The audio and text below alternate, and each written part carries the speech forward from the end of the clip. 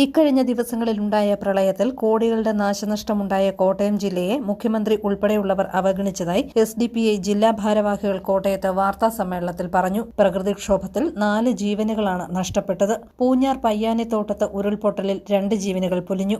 തിരുവഞ്ചൂരിൽ വീട്ടിലെ water tank ഒഴുകിപ്പോകുന്നത് തടയാൻ ശ്രമിച്ചയാൾ മുങ്ങി മരിച്ചു. കൂടാതെ അയർക്കുന്നത്ത് വെള്ളക്കെട്ടിൽ വീണും ഒരാൾക്ക് ജീവൻ നഷ്ടമായി. ഈ പ്രദേശങ്ങൾ സന്ദർശിക്കാൻ പോലും മുഖ്യമന്ത്രി തയ്യാറായിട്ടില്ലെന്നും ഇവർ കുറ്റപ്പെടുത്തി. ഈരാറ്റുപേട്ട പാല, പൂഞ്ഞാർ, തെക്കേക്കര ഉൾപ്പെടെ വലിയ നാശനഷ്ടമാണുണ്ടായത്. ഈരാറ്റുപേട്ടയിൽ 400ഓളം വീടുകളിൽ വെള്ളം കയറി.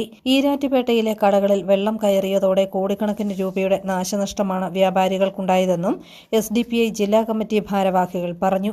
കോട്ടയം ജില്ലയിലെ പൂഞ്ഞാർ നിയോജക മണ്ഡലത്തിലെ ഈരാറ്റുപേട്ട ഉൾപ്പെടെയുള്ള പ്രദേശങ്ങളിൽ ഇന്നുവരെ കണ്ടിട്ടില്ലാത്ത പ്രളയമാണ്. ഏതാണ്ട് 400ഓളം വീടുകൾ 18 അടിയോളം വെള്ളത്തിലായിരുന്നു. അതോടൊപ്പം തന്നെ ഏതാണ്ട് 100 കണക്കിന് വ്യാപാര സ്ഥാപനങ്ങൾ നിലവിൽ വെള്ളത്തിൽ ഒലിച്ചുപോയ സാഹചര്യം.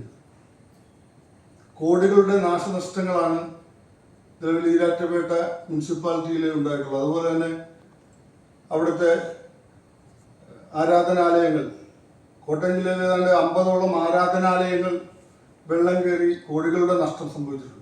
കോട്ടയം താലൂക്കിലെ തിരുവാർപ്പ്, ഐമനം, കുമരകം പഞ്ചായത്തുകൾ പൂർണ്ണമായും വെള്ളത്തിൽ മുങ്ങിയിരിക്കുകയാണ്. വെള്ളം കയറിയ സ്ഥലങ്ങളിൽ കുടിവെള്ള പ്രശ്നവും രൂക്ഷമാണ്. ഇതിന് പരിഹാരം കാണാനോ ജാറുകളിൽ കുടിവെള്ളം എത്തിക്കാനോ സർക്കാർ സംവിധാനങ്ങൾ തയ്യാറാകുന്നില്ലെന്ന് SDPI ജില്ലാ പ്രസിഡന്റ് U നവാസ്, ജില്ലാ ജനറൽ സെക്രട്ടറി നിസാം, ജില്ലാ കമ്മിറ്റി അംഗം അഡ്വക്കേറ്റ് CP അജ്മൽ എന്നിവർ വാർത്താസമ്മേളനത്തിൽ പറഞ്ഞു.